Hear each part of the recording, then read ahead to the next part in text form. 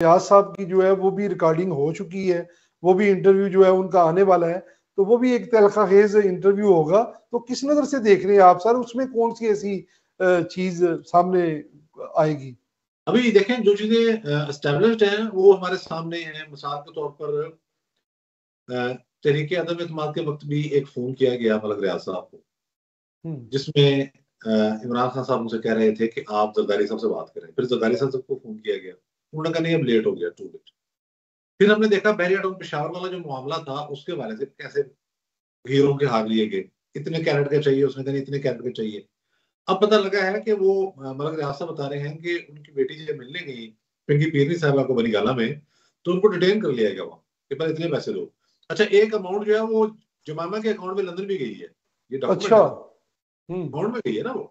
तो ये चीजें सामने आ जाएंगी। तो करप्शन तो बहुत ज्यादा कर रहे थे वो सारे। इमरान खान साहब का अपना जो रिकॉर्ड है वो शफाफ नहीं है। फाइनेंशियल टाइम जो है वो शौकत खानम अस्पताल के हवाले से पूरा एक निश्चित छाप चुका है, इनकी जरूरत नहीं है वहां जाकर चैलेंज करें। वो जो एक बयान दिया था कि शौकत खानम के फंड जो लगते हैं ऐसी इन्वेस्टमेंट्स के अंदर जो कानूनी नहीं है, जिनमें रिस्क है, ख्वाजा आसफ ने इमरान खान साहब ने केस कर दिया, केस करके फंस गए, उसके बाद जवाब ना दिया जाए। तो ये सारे मामला इनके ऐसे हैं। जैसे रीमा खान साहब की बेशुमार प्रॉपर्टी निकल आई, वो साकिब निसार ने फटाफट बुला के मोहर लगाई, उनको भी एनआरओ दिया। तो ये सारे करप्शन के मामला हैं।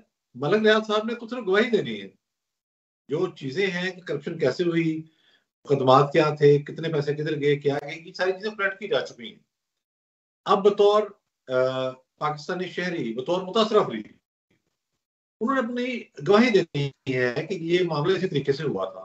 ऐसा नहीं कि एजेंसी को खबर नहीं। देखे ना, वो जो हीरो का हार है वो एनओसी है पेशावर बहरिया टाउन का, उसमें बताया गया कि एनओसी लेना है बहरिया टाउन पेशावर के लिए। तो उसके लिए हमें करना क्या है, उन्होंने कहा जी इतने कैरेट्स का चाहिए, वो इतने कैरेट्स का चाहिए, उसमें कैश भी होगा। ज़ाहिर है खाली हीरो का तो नहीं होता ना, वो तो पूरा एक पैकेज होता है। उन्होंने बता रही है मलक साहब की साहबजादी ने बालत को कि वो होगी तो करेंगे जी पहले ये दो, उसके बाद ये दो, और तुमने सोचा कैसे खातून अव्वल है, इनको इतने कैरेट का क्यों दे रही हो? तो मलक साहब कह रहे हैं तुम कैरेट का दे दो।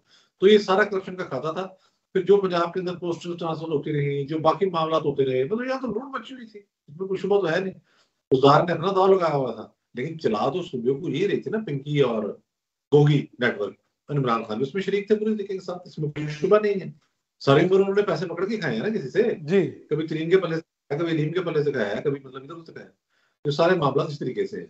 तो फिर मलक साहब ने ये भी बताया है कि मुख्तलिफ मौके पर मुझे कहा गया कि फलां फलां बंदे को ब्राइब करना है, उसको इतने पैसे दे दो, तरीके अदम एतमाद के मौके पर, या कोई और मामला। तो ये सारी चीजें उनकी गवाही सामने आ जाएगी। चीजें इदारों के पास पहले मौजूद है सर। वो